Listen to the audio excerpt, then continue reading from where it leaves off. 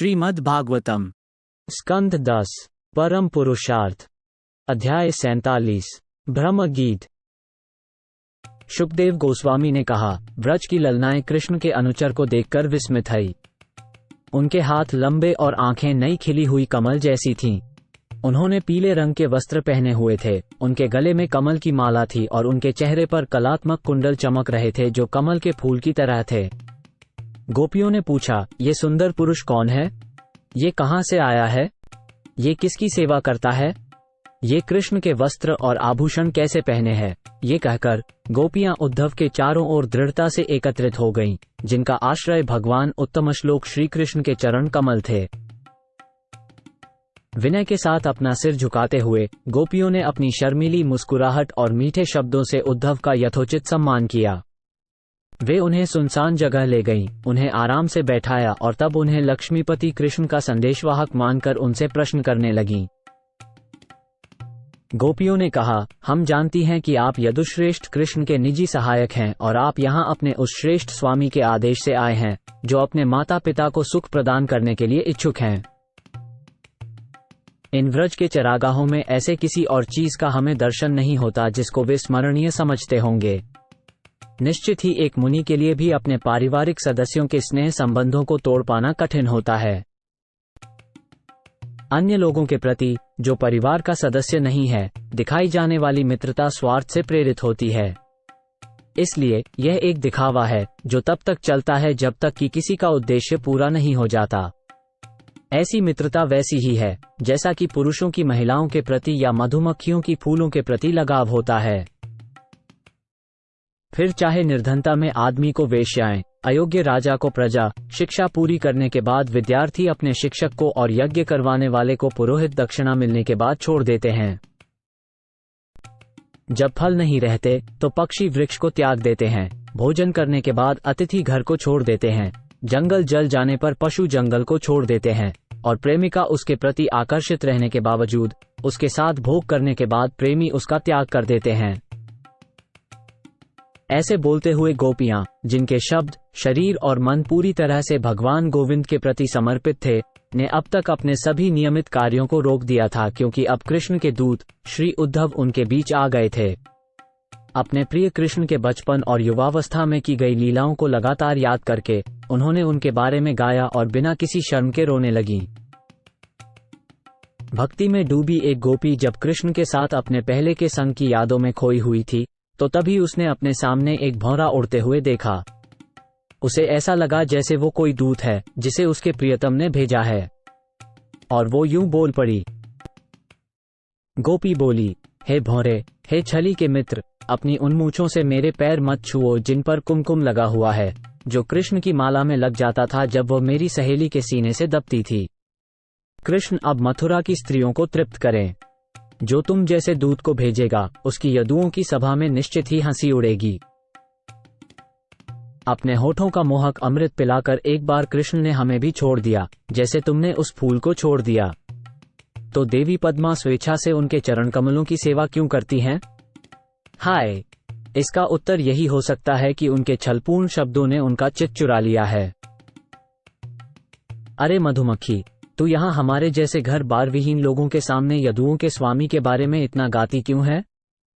ये कहानियां अब हमारे लिए पुरानी हो चुकी हैं। इससे अच्छा होगा कि तू अर्जुन के उस मित्र के बारे में जाकर उसकी नई सहेलियों के सामने गाए जिसने उनकी छाती की दाहक इच्छा शांत की है। वे नारियां तुझे अवश्य ही मनचाहा दान पुण्य देंगी। स्वर्ग, पृथ्वी या पाताल में ऐसी कौन सी महिला है जो उन्हें पाने के लिए तरसती नहीं है? वे केवल अपनी भौहों को उठाते हैं और एक बनावटी मुस्कान बिखेरते हैं और वे सभी उनकी मुट्ठी में आ जाती हैं।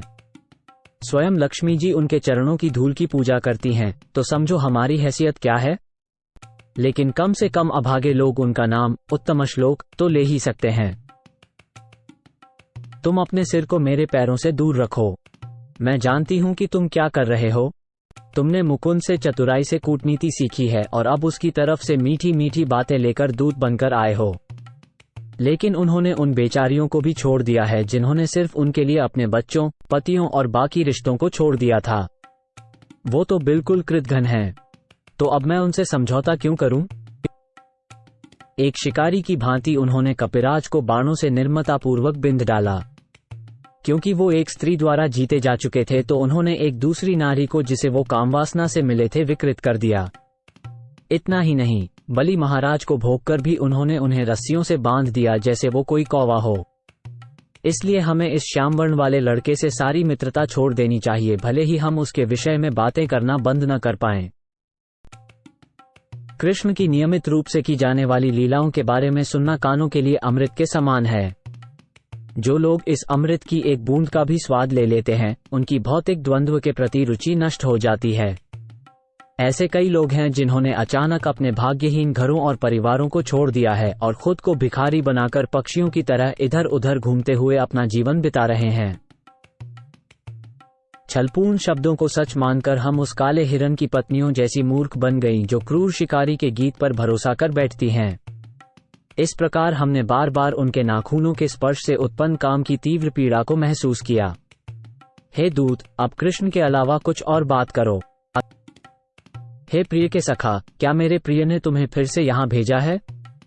हे मित्र, मुझे तुम्हारा आदर करना चाहिए, इसलिए जो चाहो वर मांग लो।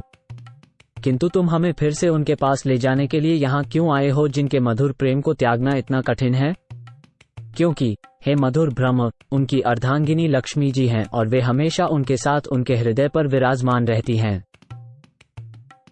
हे उद्धव, ये वास्तव में बहुत ही दुखद बात है कि कृष्ण मथुरा में निवास करते हैं। क्या वे अपने पिता के घर के कामों और अपने ग्वाला बाल मित्रों को याद करते हैं? हे महात्मा, क्या वे कभी अपनी इन दासियों की भी चर्चा करते हैं? वे कब हमारे सिरों पर अपने अगुरु की सुगंध से सुवासित हाथ रखेंगे? शुकदेव गोस्वामी ने कहा, ये सब सुनकर उद्धव ने गोपियों को ढांढस बंधाने का प्रयास किया जो कि कृष्ण के दर्शन के लिए बहुत व्याकुल थीं। इस प्रकार उन्होंने उनसे उनके प्रियतम का संदेश कहा। श्री उद्धव ने कहा, निस्संदेह तुम सभी गोपियां हर तरह से सफल हो और दुनिया भर में पूजी जाती हो क्योंकि तुमने इस तरह से अपने मन को भगवान वासुदेव में समर्पित रखा है। श्री कृष्ण के प्रति समर्पण का भाव दान, कठिन व्रतों, तपस्याओं, अग्नि यज्ञ, जप, वैदिक ग्रंथों के अध्ययन, नियमों का पालन और वास्तव में कई अन्य शुभ प्रथाओं के पालन द्वारा प्राप्त किया जाता है। भाग्यवश तुम सबों ने भगवान श्री कृष्ण के प्रति विशुद्ध और अद्वितीय भक्ति का एक स्तर स्थापित किया है, एक ऐसा स्तर जिसे साधु संत भी मुश्किल से प्राप्त कर सकते हैं। सौभाग्य से आप लोगों ने अपने पुत्रों, पतियों, सांसारिक सुखों, रिश्तेदारों और घरों को उस परम पुरुष के लिए त्याग दिया है जिसे कृष्ण के नाम से जाना जाता है। हे परम भाग्यशालिनी गोपियों, तुम लोगों ने दिव्य स्वामी के लिए अनन्य प्रेम का अधिकार ठीक ही प्राप्त किया है। निस्संदेह कृष्ण के अलग होने पर उनके प्रति अपना प्रेम प्रदर्शित करके तुम लोगों ने मुझ पर महती कृपा दिखलाई है। हे भद्र महिलाओं, अब तुम सब अपने प्रियतम का संदेश सुनो जिसे अपनी स्वामी का विश्वस्त दास होने के कारण मैं तुम सबके पास पहुंचाने आया हूं। भगवान ने कहा, तुम सच में कभी भी मुझसे अलग नहीं होते क्योंकि मैं सारी सृष्टि की आत्मा हूं।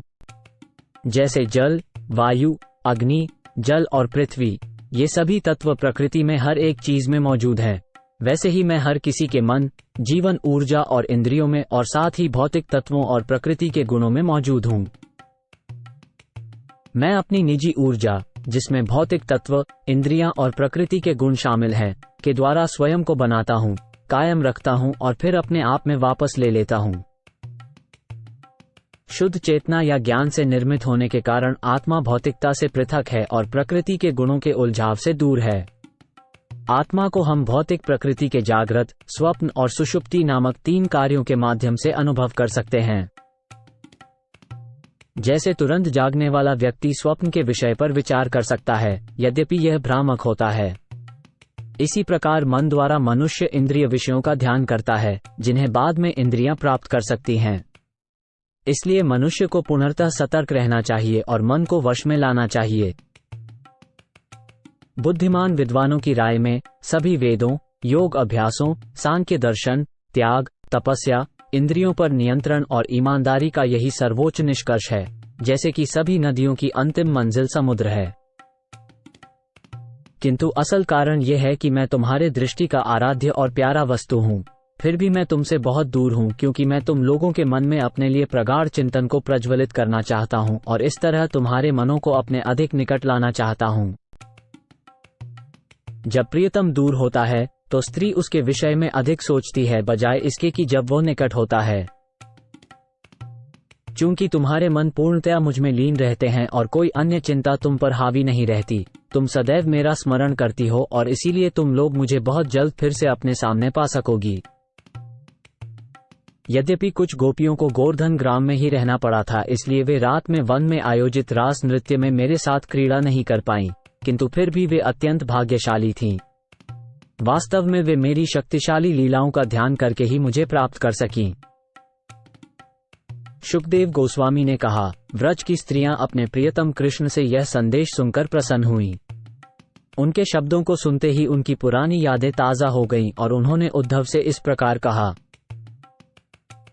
गोपियों ने कहा, यह अच्छी बात है कि यदुओं का दुश्मन और उन पर अत्याचार करने वाला कंस अब अपने अनुयायियों के साथ मारा जा चुका है, और यह भी अच्छी बात है कि भगवान अच्युत अपनी शुभकामना करने वाले दोस्तों और रिश्तेदारों के साथ खुशी खुशी रह रहे हैं, जिनकी हर इच्छा अब पूरी हो रही है। उद्धव, क्या गद का बड़ा भाई अब नगर वासियों को वो आनंद दे रहा है जो वास्तव में हमारा है?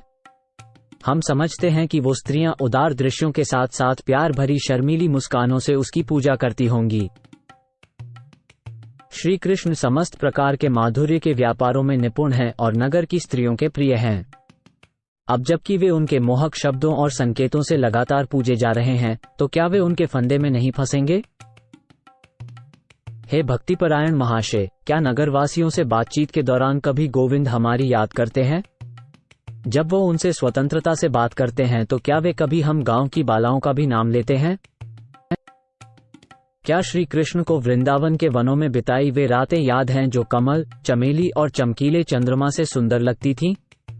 जब हम उनके आकर्षक समय का गुणगान करते थे तो वो अपने प्रिय सहेलियों के साथ रास नृत्य के हल्के में, जो पायल की आवाज से गूंजता था, मजे करते थे। क्या वो दशरथ वंशज फिर से यहाँ आएगा और अपने अंगों के स्पर्श से उन सभी को फिर से जीवनदान देगा जो अब उसी के द्वारा उत्पन्न किए गए शोक से जल रहे हैं? क्या वो हमें उसी प्रकार बचाएगा जिस प्रकार भगवान इंद्र जल धारण करने वाले बादलों से जंगल को फिर से जीवन देते हैं? परंतु राज्य जीत लेने, अपने शत्रुओं का वध कर लेने और राजकुमारियों से विवाह कर लेने के बाद कृष्ण यहाँ क्यों आने लगे? वे वहां अपने सभी मित्रों व शुभचिंतकों से घिरा रहकर प्रसन्न है। महापुरुष कृष्ण लक्ष्मी के स्वामी हैं और वे जो भी इच्छा करते हैं उसे स्वयं ही प्राप्त कर लेते हैं। जब वे पहले से ही संतुष्ट एवं पूर्ण हैं, तो हम वनवासी महिलाएं या अन्य महिलाएं उनके उद्देश्यों को कैसे पूरा कर सकती हैं? वास्तव में सर्वोच्च सुख सभी इच्छाओं का त्याग करने में निहित है, जैसा कि पिंगला नामक वेश्या ने भी कहा है। हालांकि यह जानते हुए भी हम कृष्ण को पाने की अपनी इच्छा का त्याग नहीं कर सकते। भगवान उत्तम श्लोक के साथ गहरी बातें करना कौन छोड़ सकता है? हालांकि वे श्रीदेवी में कोई दिलचस्पी नहीं दिखाते हैं, लेकिन वे उनके वक्षस्थल पर बने स्थान से कभी नहीं हटती हैं। हे उद्धव प्रभु, जब यहाँ कृष्ण संकर्षण जी के साथ थे तो ये सारी नदियाँ, पर्वत, वन, गाय और बांसुरी की ध्वनियाँ उन्हें सुख देती थी। ये सब हमें सदैव नंद के पुत्र की याद दिलाते हैं। निःसंदेह, क्योंकि हमें कृष्ण के चरण चिन्ह दिखाई देते हैं जो दिव्य चिन्हों से युक्त हैं, इसलिए हम उन्हें कभी नहीं भूल सकते। हे उद्धव, उनके चलने का मनमोहक अंदाज, उनकी उदार हंसी, चंचल दृष्टियां और मधुर वचन हमारे हृदय को चुरा चुके हैं, तो हम उन्हें कैसे भूल सकते हैं?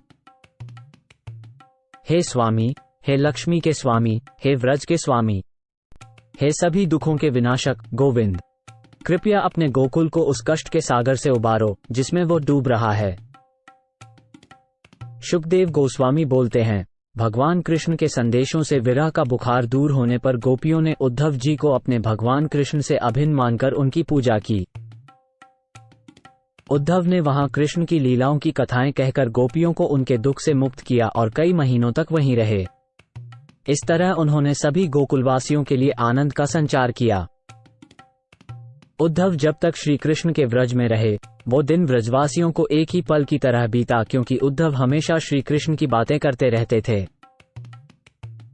हरि के दास उद्धव ने व्रज की नदियों, जंगलों, पहाड़ों, घाटियों और खिले हुए पेड़ों को देखते हुए और भगवान कृष्ण के बारे में याद दिलाते हुए वृंदावन के निवासियों को प्रेरित करने में आनंद महसूस किया।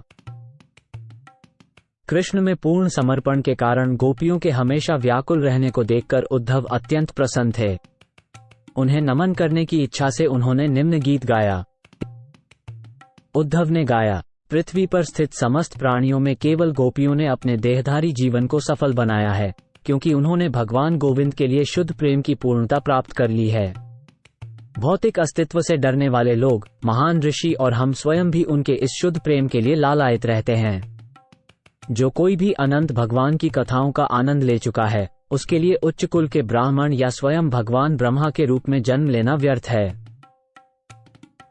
ये कितना अद्भुत है कि जंगलों में विचरने वाली ये सीधी सादी स्त्रियां जो अनुचित व्यवहार के कारण दूषित लगती हैं, उन्होंने कृष्ण सर्वोच्च आत्मा के लिए शुद्ध प्रेम की पूर्णता प्राप्त कर ली है। फिर भी ये सच है कि सर्वोच्च भगवान स्वयं एक अनजान उपासक को भी अपना आशीर्वाद प्रदान करते हैं, जैसे कि एक उत्तम औषधि अपने अवयवों से अनभिज्ञ व्यक्ति द्वारा सेवन करने पर भी अपना असर दिखाती है। जब श्री कृष्ण रासलीला में गोपियों के साथ नृत्य कर रहे थे, तो गोपियों को भगवान की बाहों का आलिंगन प्राप्त हुआ। ऐसा दिव्य अनुग्रह न तो लक्ष्मी जी को प्राप्त हुआ और न ही वैकुंठ की ललनाओं को। बेशक कमल के फूल जैसी शारीरिक कांति और सुगंध से युक्त स्वर्गलोक की सबसे सुंदर बालाओं ने भी कभी ऐसी कल्पना तक नहीं की थी। तो फिर उन सांसारिक महिलाओं के बारे में क्या कहा जाए जो भौतिक दृष्टि से बहुत सुंदर हैं? वृंदावन की गोपियों ने अपने पतियों, पुत्रों और अन्य परिवार के सदस्यों का साथ त्याग दिया है, जिन्हें त्यागना बहुत कठिन है। उन्होंने मुकुंद कृष्ण के चरण कमलों की शरण लेने के लिए पवित्रता के मार्ग को त्याग दिया है, जिसे वैदिक ज्ञान द्वारा खोजा जाता है।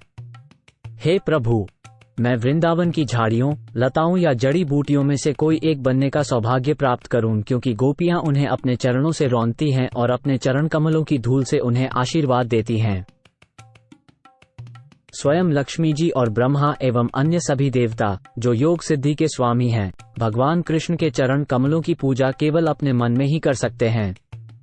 किंतु रास नृत्य के समय कृष्ण ने इन गोपियों के स्तनों पर अपने चरण रख दिए और गोपियों ने उन्हीं चरणों का आलिंगन करके सारे दुख त्याग दिए।